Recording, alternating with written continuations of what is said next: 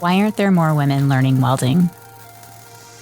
That was the question Samantha Ferrugia posed to herself after taking a welding course while she was earning a master's degree in urban planning at the University of Michigan in 2014. You've heard the old adage, if you want to do something right, you got to do it yourself. And that's exactly what Samantha did, creating Women Who Weld, a Detroit area intensive training program for women.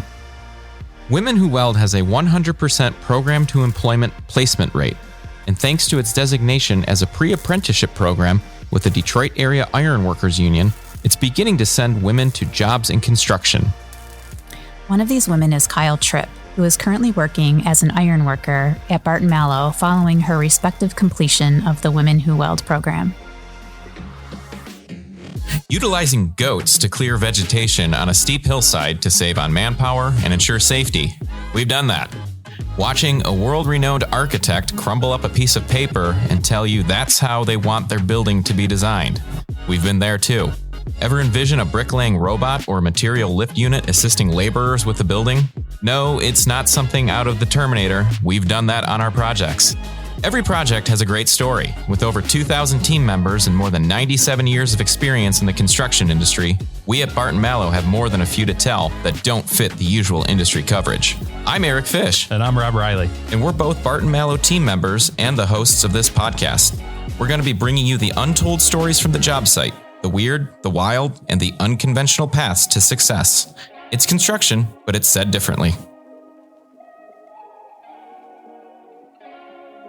Welcome to episode 2 of Said Differently, a Barton Mallow podcast. Thanks so much for joining us, and a big thank you for the warm response to our first episode. We're excited to be joined today by another one of our Barton Mallow team members, Anna Cangelosi. Anna, thanks for joining us today.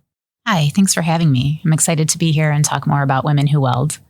Yeah, same here. Looking forward to the discussion with Samantha. In the few short years since its founding, Women Who Weld has trained more than 400 women, some who have come from as far away as California. As a nonprofit organization, it relies on grants and donations to host 7 week-long intensive training courses per year, as well as numerous single-day courses. And it subsidizes the cost with its students to make it more manageable to attend. We recently paid a visit to Samantha and Women Who Weld's Detroit Training Center to learn more about the program offerings and how there's really nothing quite like it out there right now. We're now pleased to be joined by Samantha to chat a little bit more about it. Hey, Samantha, how's it going? You've got Rob, Eric, and Anna here in Southfield. Hi, guys. So, Samantha, just start by telling us a bit about what got you interested in welding. Yeah, so I was pursuing my master's in city planning and design at the University of Michigan in 2013. And I had been interested in learning how to weld for a few years, but never really thought that I would have the chance to learn. And then within the first month of my master's program, I learned that there were these 2-hour intro to welding workshops for students of the planning and architecture programs. So I signed up immediately.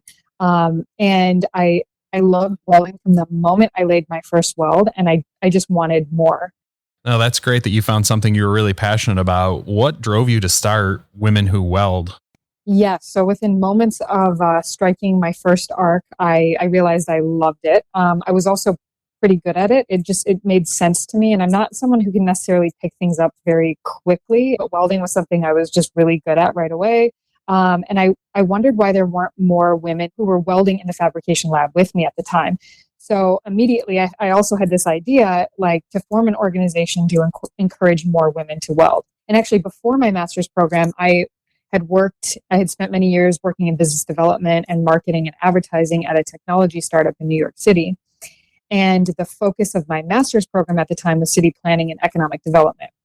And at the same time, I was also a graduate student instructor for a course on architecture and sustainability at the University of Michigan. And I found that I really enjoyed being an instructor. So I took all of my interest and experience and kind of merged it with my newfound love of welding to start Women Who Weld. Thanks, Samantha. What kind of response have you received from participants and their potential employers? Yeah, so Women Who Weld has been pretty life-changing for, I would say, most of our participants, as they've gone on to work as custom fabricators and iron workers, sheet metal workers, pipe fitters, production welders, welding engineers, and so on.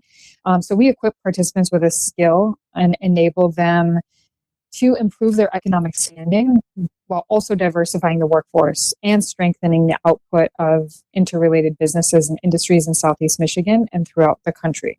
That's awesome. On the employer side, I often hear from the employers who have hired former Women Who Weld participants, and employer will call me up and say, this former participant is extremely knowledgeable about welding.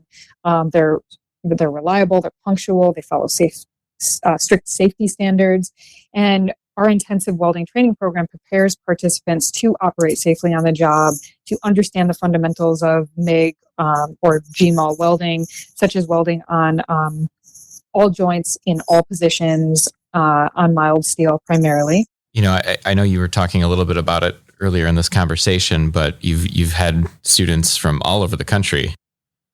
Yeah, we've had participants primarily from Detroit and Metro Detroit, but we have had participants come in from as far as California and everywhere in between, because Women Who Weld is very unique. It's hard to find anything else like us in the country, perhaps even the world. So it's a draw for people to come to Detroit and perhaps even relocate to the Detroit area once they have this skill in welding, because welding jobs are plentiful in Southeast Michigan.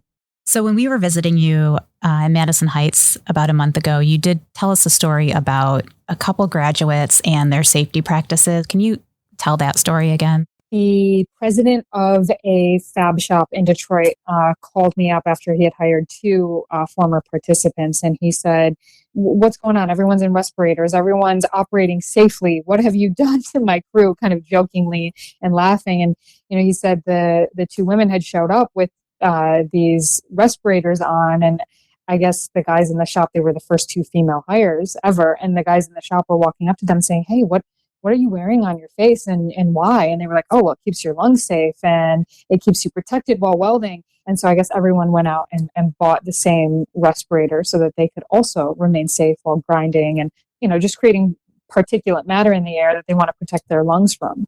So we understand Women Who Weld's intensive welding training program is an approved pre-apprenticeship program with Michigan Ironworkers Local 25. Can you talk about how that came to be and just the significance of how it opens up opportunities in the construction industry? Yes. So several former Women Who Weld participants were or are apprentices with Ironworkers Local 25. And Matt Rajda, who is the apprenticeship training coordinator, was impressed by the caliber of talent. So he requested an evaluation of our curriculum. And after that review, Women Who Weld was approved as a pre-apprenticeship training program with Local 25. So that means anyone who completes our intensive welding training program and meets Local 25's minimum requirements are eligible for direct entry into Local 25's apprenticeship training program. And apprenticeship training programs are highly competitive and selective. So this relationship is a big deal. And it's a great opportunity for a qualified Women Who Weld participant to gain entry into Local 25's apprenticeship training program. But at the same time, it also allows Local 25 to continue to diversify their membership.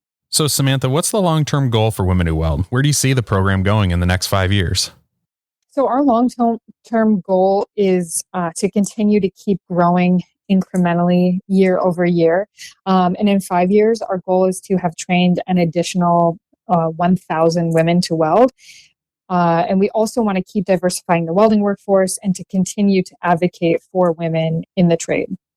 Awesome. Well, hey, thanks, Samantha. We really appreciate your time. I know we've got a couple of folks here within our group that want to take the single day weld, so I'm sure you'll see them back again. Yeah, absolutely. Awesome. And then maybe if you'll let a couple guys come in too, that would be cool. That would be cool. According to a report in Construction Dive, women only account for about 9% of all employment in construction. And this includes administrative and office work, not just skilled trades work. And only about 5.5% of all welders are women.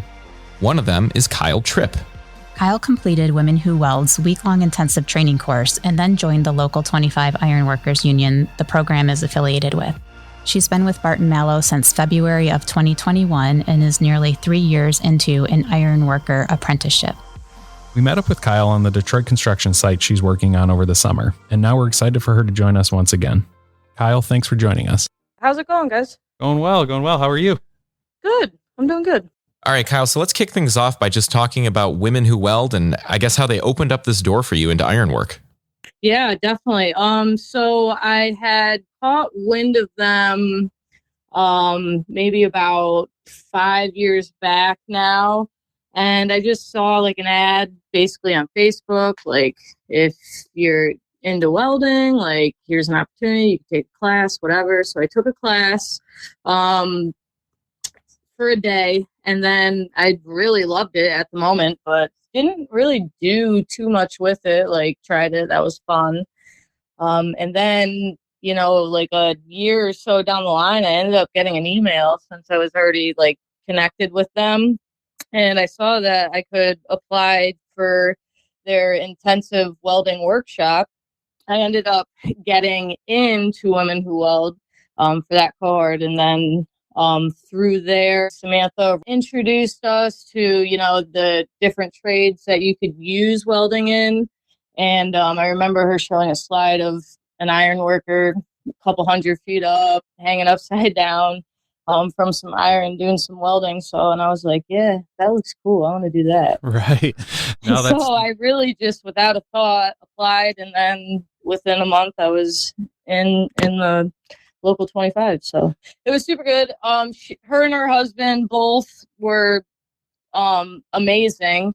I mean, they had 10 individuals that basically have never welded before, and they got every single one of us out in the field after the course. So with the job in welding. So I think it's amazing. It's really empowering unemployed or underemployed women in this area. So it's a great thing they're doing. Definitely changed my life.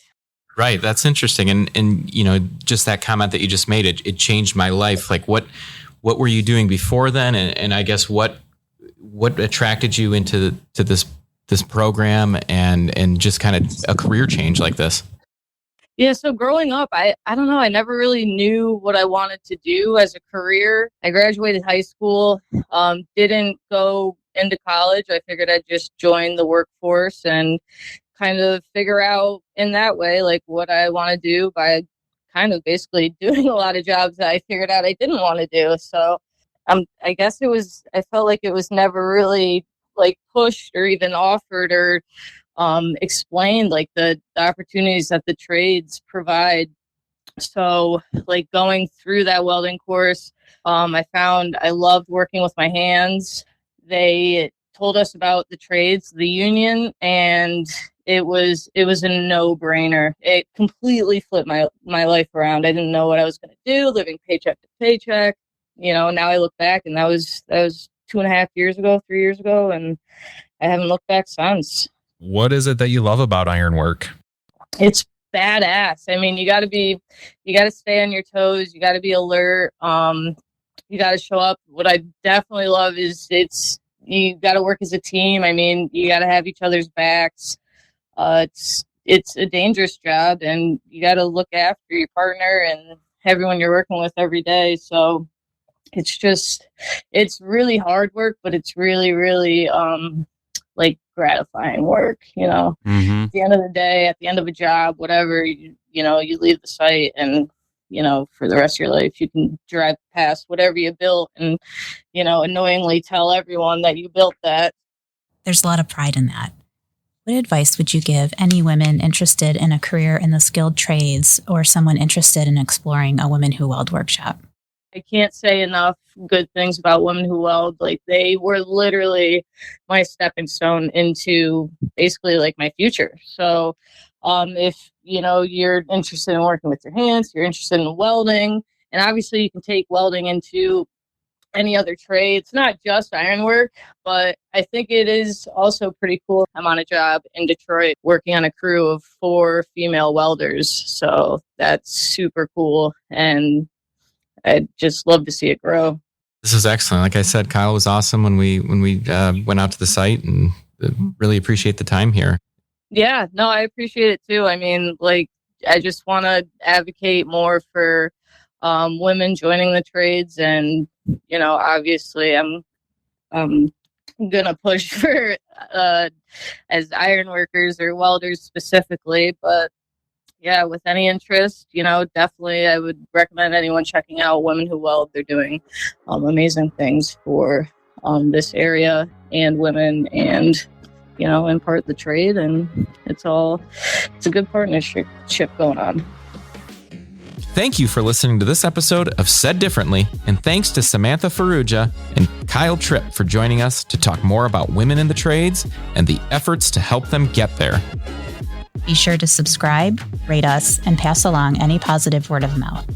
We'll talk to you again soon and look forward to sharing some of the unique, untold, and in this case, stories of the people from the construction site. Said Differently is a Bart Mallow podcast. To learn more about Women Who Weld, visit womenwhoweld.org. For additional information, including photos of our team's visit to Women Who Weld, go to bartonmallow.com. This is Said Differently, a Bart Mallow podcast.